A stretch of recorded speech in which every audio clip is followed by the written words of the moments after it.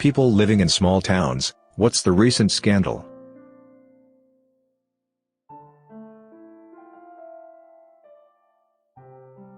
Drama class was interrupted by a cow giving birth in the field across from the school.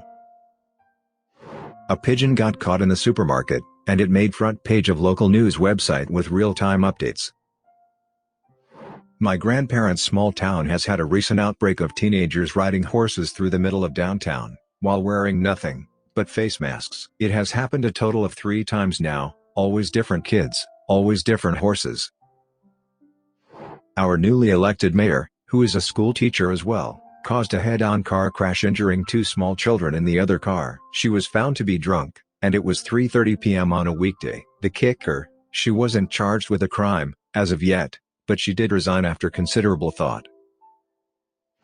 I left my small town years ago, but I was home over Thanksgiving, and got an earful. The local grocery store was renovated/expanded after 30 years, and now everything's moved, and you can't find nothing. I was home for 4 days, and literally every new social interaction with people in town involved the goddamn grocery store, and how awful it is now. Spoiler, it actually looks quite nice, and they hang signs over the aisles telling you where things are, you know, like a grocery store. We think our prized manatee was killed instead of accidentally drowning.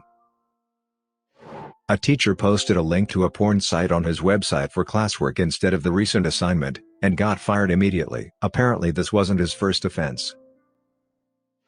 The school gym teacher was fired after being caught masturbating in the equipment room. He was caught by 2 students. A few days later he killed himself. Everyone is a bit shaken up about it.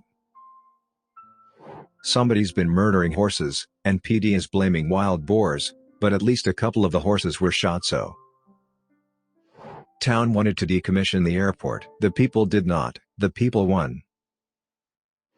A couple months ago someone left their fire pit in their driveway for a few days. They received a mailed letter from an anonymous neighbor shaming them for making the neighborhood look bad. The recipient then posted the letter on the town's Facebook page. People ran with it, and created the first annual front yard fire night.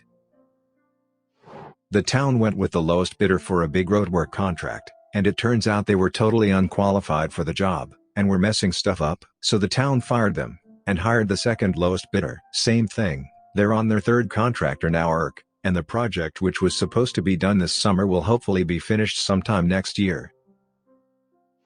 The guy that's been trolling our town's community Facebook page finally got banned, lol. A local police department likes to post wanted pictures on its Facebook page. The other day, I saw one of their lousy wanted postings of some woman who is allegedly evading police for drug charges, and intent to distribute. The suspect herself commented on the post, and said, "I'm not evading, I'm not on the run, I've been out of town, and when I come back I'm turning myself in." Maybe not a scandal, but I thought that was pretty funny. Our city council just voted to give themselves a 103% raise. Also, for reference, the pay is low mid-20K currently, the raise puts the pay at 52K. The support is that more people will be able to get into office with the higher pay, and wages were stagnant for many years ago. So instead of the gradual pay increase over those years with cost of living, it's been adjusted to the current market today, resulting in a significant jump. The overall trend from opposers is that they were blindsided, and didn't get to vote on it like the last mayor said should happen. During my sister's volleyball game, one of the super aggressive sports dads slapped someone else's kid cause apparently she set the ball into a bad positioning, and that caused his daughter to miss the spike. 1. His kid is crap at the game. 2. I played volleyball for a long ass time, and my mom sent me footage of the set. She set that ball beautifully for the small league she's in. 3. They won the game, just be happy. The entire community is turned against him right now, and the family of the girl is considering pressing charges, which I feel they should, cause this guy has gotten close to crossing the line before, and he needs to be reprimanded for his actions. Also, a lot of you have commented about how he didn't get his ass beat at the game. No one had the chance because immediately realized he screwed up, and ran out to his car. He drove away leaving his kid to be embarrassed, and alone in a court full of people pissed at her dad. One of the nice moms gave her a ride back to her house where she spent the night. And on a happier note, I've just learned from my mom that charges are being pressed, and investigations into the living conditions in his house are being conducted. I'll update when the results come in. Some more information: the results are in. Not only is he getting punished for slapping another person's child, but because of this incident his home life was looked into, and it was found he beat his wife and child. He's now not only going away for aggravated assault, but also child and domestic abuse. His wife is filing for a divorce because in an interview she said she really wanted to for a long time. I was just terrified what he'd do to me. Luckily the woman is getting all the assets and custody of their daughter. I don't know exactly how long his sentence is, but I know he won't be welcome back in our town once he's out. But for now our little town can go back to being happy again, and I think everyone is thankful for that. My small town includes a pretty large zoo, and a tapir has recently escaped, and is still at large. We have a tourist train, runs from town A to town B. It was a particularly dry summer, and the train started a fire that spread over 75,000 acres. The town is now suing the train station for loss of income, as we are a tourist town, and our income is solely based off of tourism, and no one wants to go tour a smoky town in Colorado. I'm not sure of the exact number, but I think it's in the ballpark of tens of millions of dollars. The scandal in my town is always the same. Someone is sleeping with someone else's husband, or the 50-year-old dating the 18-year-old. Not really recent, but the owner of the petting zoo turned out to be a serial murderer, and buried 2 corpses under the goat enclosure. A lot of kids volunteer there, and walked over them unknowingly. He murdered the couple, and used their house, car, and money. Edit. He murdered more people before this couple, that's why I called him a serial killer. We don't know who, but someone has been going around egging random cars, and throwing full water bottles at people's windshields. My grandfather comes from a small town with less than 5,000 people, and it is kind of spread around into smaller districts, so essentially his district has about 500 people, and the bakery turns into a bar at night. I grew up going there at least twice a month until I was 14, and once a month until I moved abroad for a while. Despite being such a small town, and greeting the mayor who was the local butcher every time my family needed to buy something, the butcher shop was also the second biggest market in town. We had big town issues. One of the biggest issues was corruption, and since the town planned on expanding, was building a new public school, and whatnot, they got some extra funds from the state. Our friendly butcher/mayor decided to crack down on the folks that were stealing public money, and he ended up being shot to death by 2 men in a motorcycle in front of his 6-year-old while they played in a park near one of the main squares. I was in town that weekend, and everyone was instructed to lock all windows and doors since the 2 men weren't caught. All lights were out by 7 p.m. and I could not think of a more terrifying evening. All my time spent there, with the exception of when 3 years later a jaguar decided to visit me at midnight in the little bedroom outside the main farmhouse. Somebody in town has a bunch of mannequins in their front yard. Our town's more medium than small, but whatever. A month or so ago a couple high school gangs got into a huge mosh pit fight. About 6 months or so ago a college student got arrested for beheading his mother. A substitute teacher at the high school started smoking a joint in class in front of students. Also, apparently it was some kind of weed pen, not an actual joint. Nothing really, other than a few porch pirates. Someone did shoot at one of them, but no one was injured, at least. Since then it's stopped for now. There's no police station in town, and the nearest one is a half-hour drive, so sometimes we have to take matters into our own hands. Okay, so our last mayor decided to not run this year because he's been in the news a lot for threatening to kill his neighbor's dog, as well as just threatening the neighbor in general. Wasn't faring well for him. So a friend of his who was a very well-known socialite and realtor decided to run in his place. Well, my city is sort of small, and the people who have lived here a while would like to keep the houses from being built pretty much on top of each other. So she quickly found herself opposed, with the competition's platform built around preserving the natural land we have left, and dumping old, earmarked projects that were planned literally 20 years ago that no one wants anymore.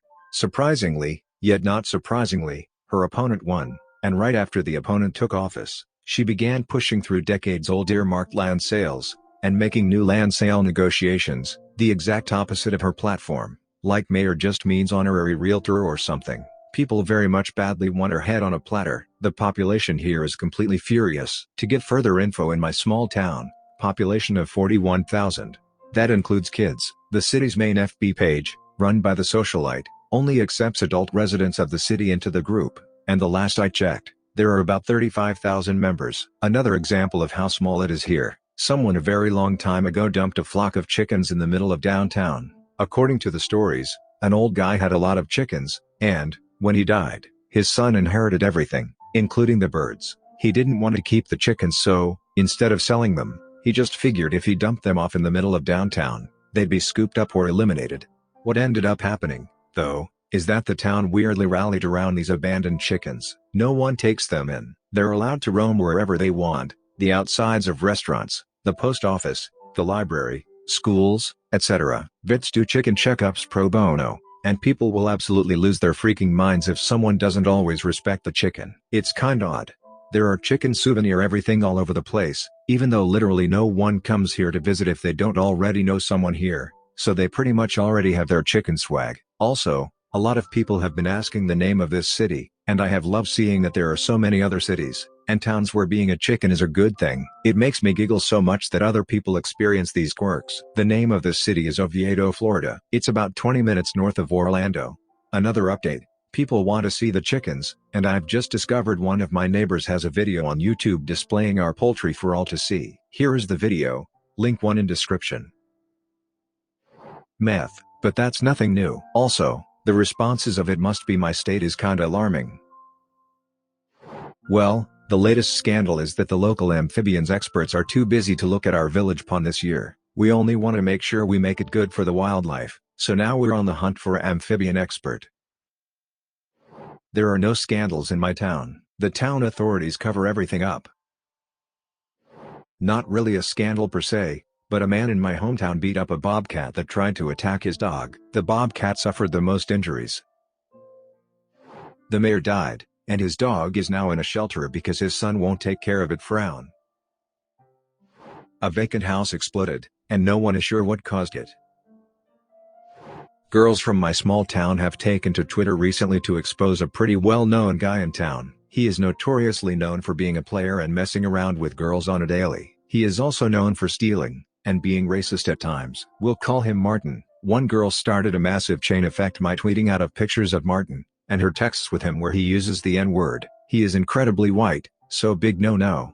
Another girl chimed in by saying that Martin also posed as her uncle's son when her uncle was dying in the hospital in order to steal his wallet and all his belongings. Then another girl added on by tweeting that Martin also harasses girls at parties and over the internet, including her. Over 50 girls messaged her, recounting their stories with Martin. 16 girls came forward to say that he raped them. Only 2 of them went to court. Martin won both times due to lack of evidence. There weren't even rape kits performed on these girls who went straight to the police. So these girls are posting on social media to raise awareness, and to get something done about this guy. You can see his overdue karma is clearly coming. So many people in my small town have spoken up about it. But there's also a lot of people making excuses for him, and blaming the girls who are making a stand, saying they're chasing clout. Kinda hard to watch, but I'm glad that something is being done about it instead of just silence.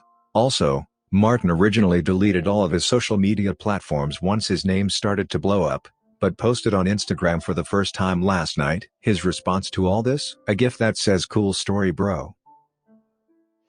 It's more of a village, but turns out the now 90 years old teacher that everyone had as a teacher wasn't just really forgetful. Turns out she was in a car crash and got short-term memory loss.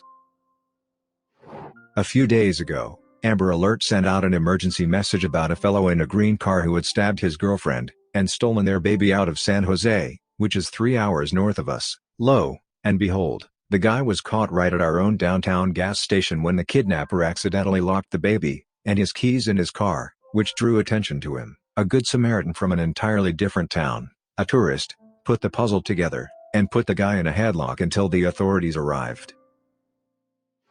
In 2017, we had some kid going around to random porches and lighting bags of his own poop on fire. He never got caught. Our local brewery is shutting down, and many loyal patrons are feeling lost. Some frequent at a smoothie shop didn't pay. She said she'll be back, and went across the street to her workplace. She never came back to pay, so the shop called the work to be like, "Yo," so she had to do the walk of shame back to the smoothie place. Got heated on Facebook. The shop had to show security footage. Classic crazy Karen versus inexperienced business owner. Terrible heroin epidemic. Brother's best friend who was fairly close to our family overdosed a few days ago. My brother only has maybe 2 childhood friends left because of this. Subscribe and turn on the notification bell for more stories delivered to you. Thanks for listening. See you later.